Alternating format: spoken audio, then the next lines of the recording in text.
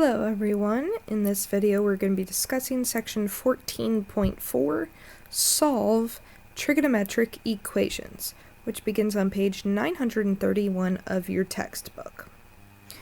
Alright, so in lesson 14.3 we verified trig identities, which means we took one side and we worked it all the way out until we got it to equal the other side. So we were proving these identities, which are these equations that are true for every value of x. In this section, we're going to be looking at equations like the second one that aren't true for every value of x, so we're going to be solving them and finding what values they are true for.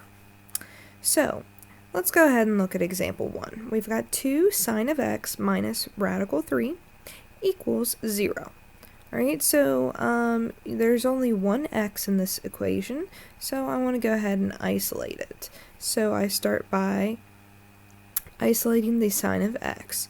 So I'm going to add radical 3, and then I'm going to divide by 2, and I get the sine of x. That is not x, it's the sine of x. So how do I undo the sine? I take the sine inverse of both sides. Alright, so I need to keep in mind that over a certain, domain here, I'm going to have particular restrictions and everything like that. But let's go ahead and just if you type in the sine inverse of radical 3 over 2 into your calculator, so second sine inverse, I need a radical 3, and then I enter out of that, divided by 2, and let's go ahead and see what you get. It is not a nice clean number. We are looking for nice clean numbers in this situation. So I'm going to need to go back to my chart. Alright, so I had this chart. It was mainly this piece here, the sine, cosine, and tangent of 30, 60, and 45.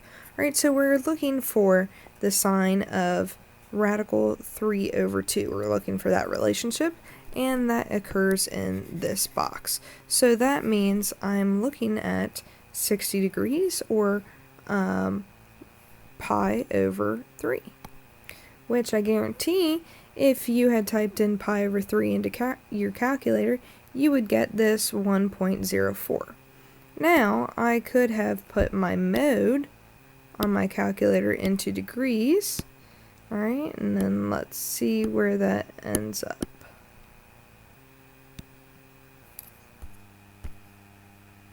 Alright, I'll press enter again, and that gives me 60 degrees. So just keep in mind that sometimes you need to figure out whether you're in a degree mode or radian mode, and have this chart, of course, handy. So I took the sine inverse, and we got pi over 3. And then the other solution in that interval from 0 to 2 pi, so we're just considering, 0 to 360 degrees. I compute that by taking that away from pi. And the reason I take it away from pi is because I look at my quadrants. All students take calculus. I wanted that sign to come out positive, so I'm in the second quadrant, which is that 60 degrees here, so that's that 180 or that pi piece minus that pi over 3, and the original one that you got, the 60 degrees or that pi over 3, is in your first quadrant. Alright, so moreover, because y equals the sine of x is periodic, there will be infinitely many solutions technically for that. So I'm going to, as the wave occurs, when I get that radical 3 over 2, I'm going to be on the same place on the curve period after period and cycle after cycle. Alright, so you can use the two solutions that we found above, or we can use a general solution. So this is what a general solution looks like. So I do have that x equals pi over 3 and x equals 2 pi over 3 piece. And then I think about those coterminal angles, and what I do is I add 2n8 or 2n pi on, which means I'm adding an additional circle on every single time, including the next cycle and the next cycle. Alright, so you can always check your answer by graphing y equals the sine of x and y equals radical 3 over 2 in the same coordinate plane. And you would get a graph that looks like this. Alright, so this is the pi over 3 that occurs right there, and this is the 2 pi over 3. And as you add on an additional 360 degrees, or an additional 2 pi, every single time, you are getting those points where that line, that y value, equals your periodic graph. Alright, so example 2, 9 tangent squared of x plus 2 equals 3 on this interval. Alright, so we're still just considering 0 to 360 degrees, or 0 to 2 pi. So, solving it, we still want to just isolate our lovely singular x that we have here. So I subtract 2, and then I'm going to divide by 9, and it is tangent squared. Another way to write it is tangent of x squared. Alright, those two are the exact same. They're just written differently, but they both mean the same thing. So you take the square root, and when you take the square root of something squared, you have to include that plus or minus. So that means I'm going to have a couple of other additional solutions I need to look at. So, when does the tangent of x equal plus or minus 1/3? So I use my calculator to take the tangent inverse, which is second tangent, or on your calculator you might have to press the tangent button twice, of positive 1/3 and of negative 1/3 as well. Alright, and you get two different answers. You get a positive 0.322 and a negative 0.322. And if you change your mode on this one, it's not going to make a difference. Alright, so therefore the general solution of this equation is approximately, note that they actually write that approximate symbol here, n pi. Now in this case, why don't they do the 2 pi like they were doing before? Well, if you recall, tangent, our adorable tangent curve, repeats, has a period of pi instead of 2 pi.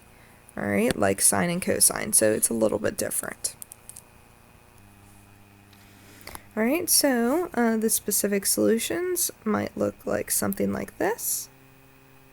When we were talking about the period between 0 and 2 pi, alright, so I do get the 0.322, which is great. Alright, it is helpful to consider the fact that 2 pi is approximately 6.28 when I'm looking at a decimal here. Alright, so if I add pi onto that, I get 2.820, an additional pi, 3.464, and one more onto the negative, and I get 5.961. Alright, so those are 4 different points here. Example 3, oceanography. The water depth, D, for the Bay of Fundy can be modeled by the following equation. D equals 35 minus 28 cosine pi over 6.2 t, where D is measured in feet, T is in time, hours, and we are looking for if T equals 0 represents midnight. At what time is the water depth 7? So we're looking for when D equals 7. So substitute that 7 in for D, and then we're going to solve for T. So that means we're going to subtract 35 from each side. We're going to divide by that negative 28, which works out nicely for us. And then we're going to have to take the cosine inverse of both sides. Now, that's the part where I would look on my graph for cosine of 1, the cosine of what angle equals 1. Or you type it into your calculator, so I might as well go ahead and do cosine inverse of 1, and that gives me 0. Now, another way to write that is you could write 0 or 2 pi. So in this case, they write 2n pi. And then I'm going to multiply each side by 6.2, and then divide each side by pi, and I'm going to get t to equal exactly that 12.4n. So what that means is on the interval between 0 and 24, which represents a full day, the water depth is 7 feet when t equals 12.4 times 0, which is 0, so that's midnight, and when 12.4 times 1, which is 12.4, so that's 12:24 p.m. Because if you convert that back into hours, 12 is 12 hours, and then 0.4 of an hour is 24 minutes. Now, if in addition you plugged in a 2 for that n, you would get t equals 12.4 times 2, and writing that out, 12.4 times 2, that would equal 24.8, and that's impossible because I only have 24 hours in a day. Alright, and n is an integer, so I can't plug in, like 1.5 or anything. It's just 0 or 1, and that's how I get my two solutions. Alright, so looking at guided practice number 1, go ahead and solve that and check your solutions.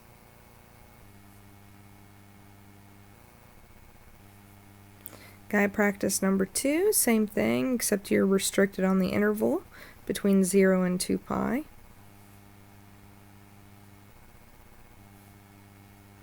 And guide practice number 3.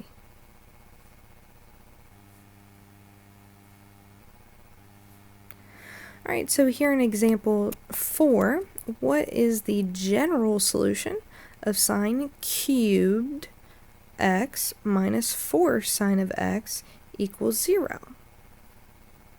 So we have our 4 options here with their general solutions.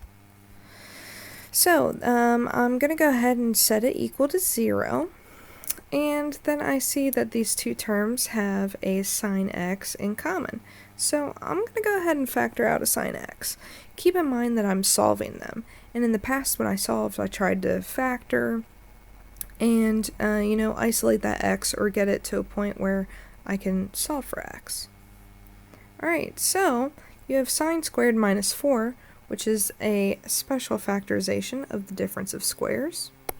And another way to write it so that this would make sense is if instead it looked like x squared minus 4, that can factor into x plus 2 times x minus 2.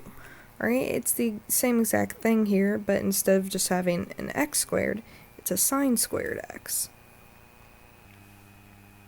Alright, so then I can set each one of these using my zero product property.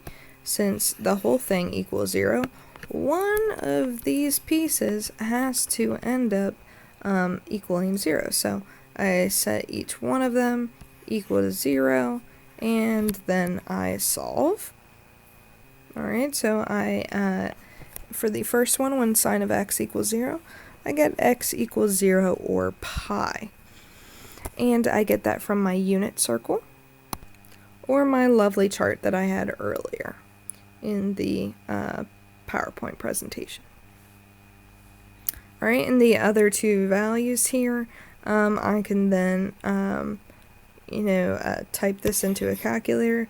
What's the sine inverse of negative 2? Let's go ahead and figure that out. Second sine inverse, negative 2, close that out, enter. Oh, no, it doesn't work. So chances are that's not going to be a possible solution. And then I can do the same thing for 2. Alright, the only solutions here are that x equals 0 and x equals pi, because if you were to just take the sine inverse of 2, it would come out to an error as well. Sine can actually only produce values between -1 and 1. Alright, so when I took the sine inverses of the -2 and 2, those were outside our possible range. Okay, so the correct answer for this multiple choice question would be D. Example 5. Solve cosine squared x minus 5 cosine x plus 2 equals 0 on the interval from 0 to pi. So for cosine, we're used to going from 0 to 2 pi. Here, they're going to go ahead and restrict ours even further, which is nice. That just means I have less solutions to look for. Now, you might already be thinking that since in the last problem we factored, we might be doing something similar in this problem, and you just might be right. So let's look at it. Because the equation is in the form AU squared plus BU plus C, which you're used to seeing it, AX squared plus BX plus C, but they don't want to write those x's in there since we already have x's in our actual problem. Where u equals the cosine of x, you can use the quadratic formula. So, I'm writing my original equation, and then identifying A, B, and C here. A is equal to 1, B is equal to that -5, and C is a positive 2. So when I plug those into the quadratic formula, I'm solving for what would typically be our x, but in this case it's cosine of x. Alright, so when I work that all out, I get 5 plus or minus the square root of 17 over 2 for the cosine of x, which is approximately, when I take the when I type it in my calculator, keeping in mind that's the cosine of x, 4.56 or 0.44. So I want to take the inverse cosine of both of those. And the first one does not come out to a solution, however the second one does. And I get approximately x equals 1.12. So on the interval from 0 to pi, there's only one solution, 1.12, just about. Alright, so this means, we've been getting out some no solutions here, so I might as well open up the possibility to extraneous solutions. When solving a trig equation, it's possible to obtain extraneous solutions, so you should always check your solutions into the original equation. So here, example 6. 1 plus the cosine of x equals sine of x from 0 to 2 pi. Alright, so I write my original equation, of course, and I try to get somewhere where I can actually solve for x. So if I square both sides, I'm just playing around with it at this point. If I square both sides, this is what I get. How do they get this when they square it? You have to FOIL it, keep that in mind. So it's 1 plus the cosine of x times 1 plus the cosine of x. And then, you're left with some sine squareds and cosine squareds, so then you use your identities. So by substituting in 1 minus cosine squared for sine squared, you're using your Pythagorean identity. And we are now just left with cosines, which is fantastic. So then you combine your like terms onto one side, and this is what you get. And you're now in a position where you can actually factor out a 2 cosine of x. And from this point, we just have the cosine of x and the cosine of x plus 1, and that is set equal to 0.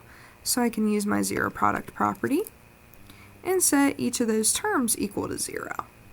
So then when I solve, I get cosine of x equals 0, or the cosine of x equals negative 1.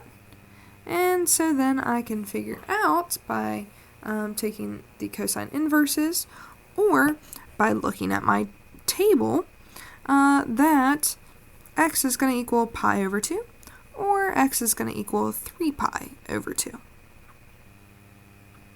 So on that interval, it actually only has one solution, and that is x equals pi, for cosine of x equals negative 1. Alright, so therefore, the total equation has 3 possible solutions. X equals pi over 2, and 3 pi over 2 from when cosine of x equals 0, and then x equals pi from when cosine of x equals negative 1. So now we need to check. So checking our solutions, substitute them back into the original. So when I do all 3 of those checks, I find out that all the way in the end, I do get a true statement for pi over 2. So pi over 2 works. And then all the way in the end for pi, I get 0 equals 0, which is a true statement. Pi works. But when I substitute in 3 pi over 2, that produces a false statement. So 3 pi over 2 gets removed from our list of possible solutions. Alright, so 3 pi over 2 is extraneous because it does not produce a true statement. So the only true solutions are x equals pi over 2 and x equals pi. And another way to confirm that is by graphing. You can do that by putting your calculator in radian mode or using desmos.com, and you can see those 2 graphs are equal at those 2 particular x values. Alright, so you would see that this is pi over 2 and then pi. And at 3 pi over 2, they are not equal. Alright, so here's guided practice. Try to get it to a point where you have the same trig function, like sine and sine and sine, and a point where you can actually factor it.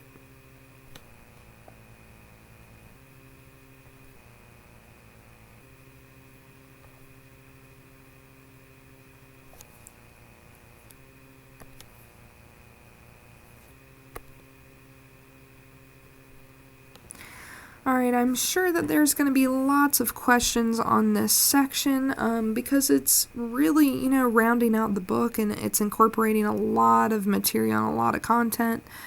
So please email me with questions or email me asking to live video chat so that we can discuss this section and clear up any confusion. Alright, good luck. I look forward to hearing from you.